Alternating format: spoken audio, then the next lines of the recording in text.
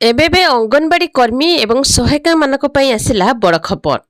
तेबे समस्ते जानिसंती जे अंगनवाड़ी संघ 12 दफा दाबी नहीं जिलापालक ऑफिस घेराव करथिले।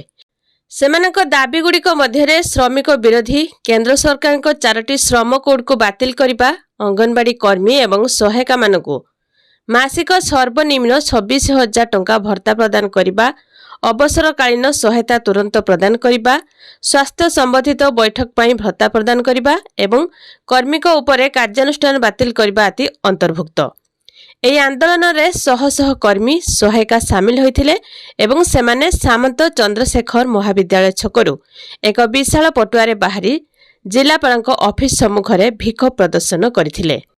ସେପଟେ ଦେବଗଡ଼ ଜିଲ୍ଲାର ଅଙ୍ଗନବାଡ଼ି ସୁପରଭାଇଜର ବଦଳି ଦାବିରେ କର୍ମୀମାନେ ଧାରଣା ଦେଇଥିଲେ, ଯାହାଫଳରେ ପ୍ରଶାସନ ପକ୍ଷରୁ ଆଗାମୀ 5 ଦିନ ମଧ୍ୟରେ ପଦକ୍ଷେପ ନେବାକୁ ପ୍ରତିଶ୍ରୁତି ମିଳିବା ପରେ ଧାରଣା ପ୍ରତ୍ୟାହୃତ ହୋଇଥିଲା।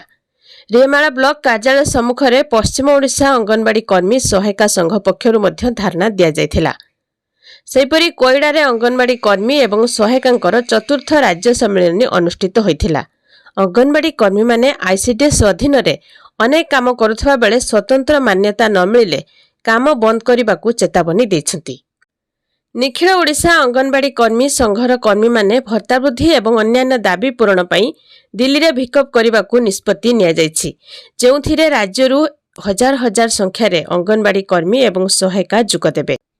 ତେବେ ଦୀର୍ଘ ଦିନ ଧରି ଅଙ୍ଗନବାଡ଼ି କର୍ମୀ ଏବଂ ସହାୟିକାମାନେ ସରକାରଙ୍କ ନିଷ୍ପତ୍ତି ଉପରେ ଅପେକ୍ଷା କରିଥିଲେ। ଶେଷରେ ସେମାନଙ୍କୁ ବଡ଼ ଉପହାର ମିଳିବାକୁ ଯାଉଛି। ବହୁ ଜଲ୍ଦି ଅଙ୍ଗନବାଡ଼ି କର୍ମୀ ଏବଂ ସହାୟିକାମାନଙ୍କର ଦାବି ପୂରଣ ହେବାକୁ ଯାଉଛି। ମୁଖ୍ୟମନ୍ତ୍ରୀ ମୋହନ ମାଝୀ ଅଙ୍ଗନବାଡ଼ି କର୍ମୀ ଏବଂ ସହାୟିକାମାନଙ୍କର ଦରମା ବୃଦ୍ଧି କରିବେ।